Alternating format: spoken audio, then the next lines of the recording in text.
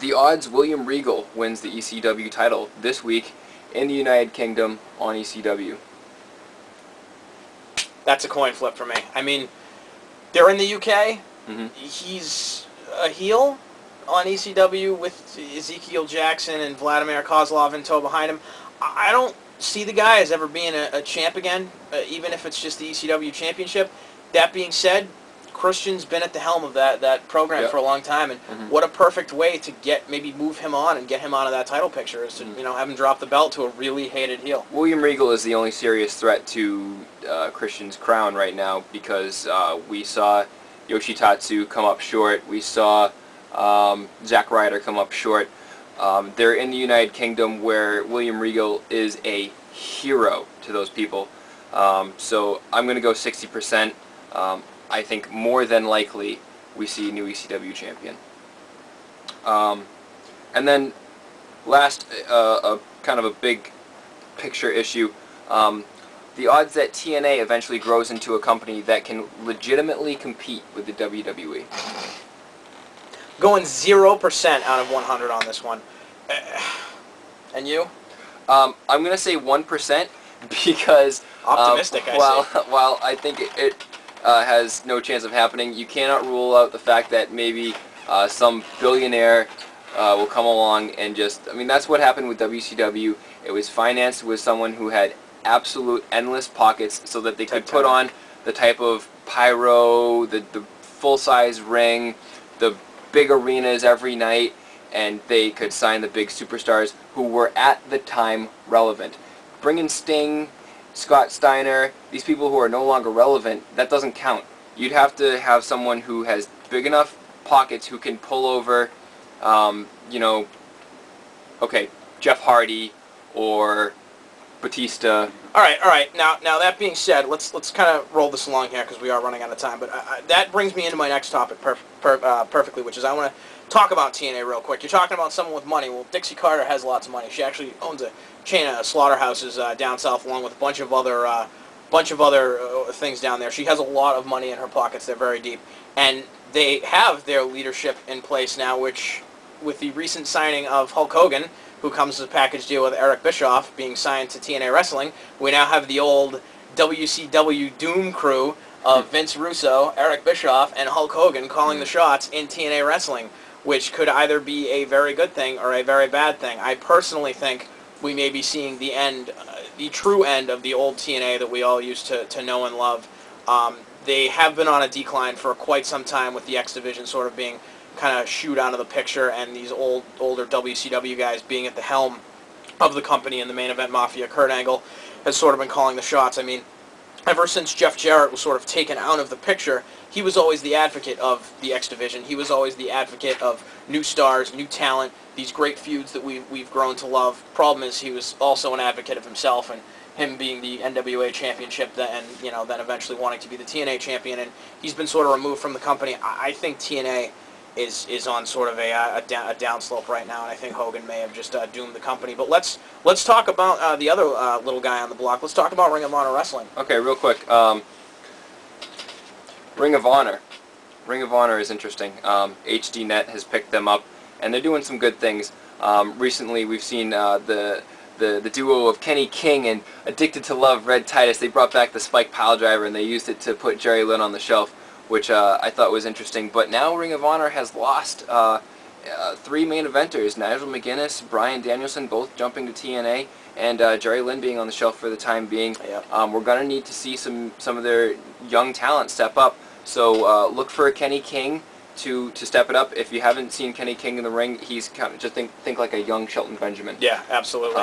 In absolute great shape, great personality, great on the mic, excellent in the ring. This guy's got it all. He's a heel. He's got the swagger. He's got the cocky attitude, and he's got the wrestling ability to back it up.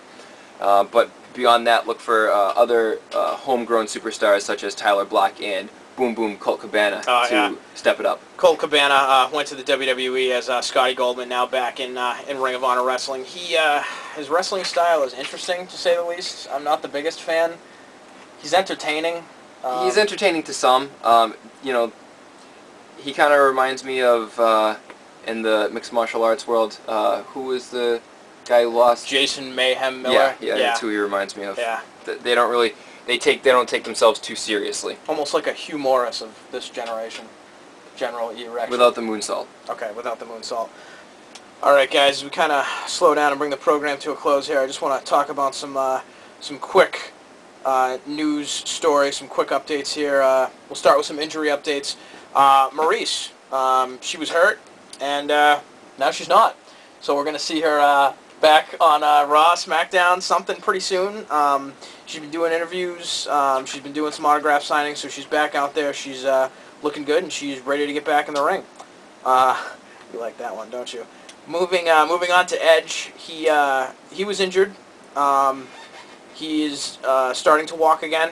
Starting to do stairs. For those of you who don't know, he injured his leg pretty bad in a house show match, a dark match with Jeff Hardy, and it was a pretty bad tear. I think it was in his Achilles. It was either his Achilles tendon or his calf or something like that in the leg. And it was bad, and they didn't know if he was going to be back in time for WrestleMania. The question mark is still on the end of that statement. We don't know whether he's going to be good in time for WrestleMania, but we wish him well and hope that he is for that long-awaited Could be a good match with Jericho. With Chris Jericho, yeah. Absolutely. We're all looking forward to it. Other injury update, Gail Kim ruptured a breast implant, and now it's fixed. So expect to see her back on SmackDown, I think, whatever show she's on, not being the champion, lured away with money from TNA Wrestling. What does that look like when it happens? Something like this. Just I don't know. But I hear it's pretty painful and not that great. I can imagine. So we wish her well and her fixed titty. Can I say that? Sure. On to Candice Michelle, who is not currently on any wrestling program, not signed with any company, but she is very pregnant. She made that announcement. She's no longer under contract with the WWE? She is no longer under contract with the WWE. They use her music for a couple of very flamboyant gentlemen in Florida Championship Wrestling. So that's fun to watch. You should check that out. But she is pregnant.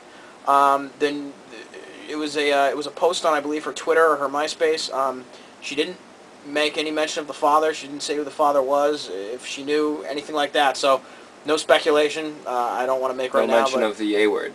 No mention of the A word. Can we say that? So that's all I have for the news and stuff like that.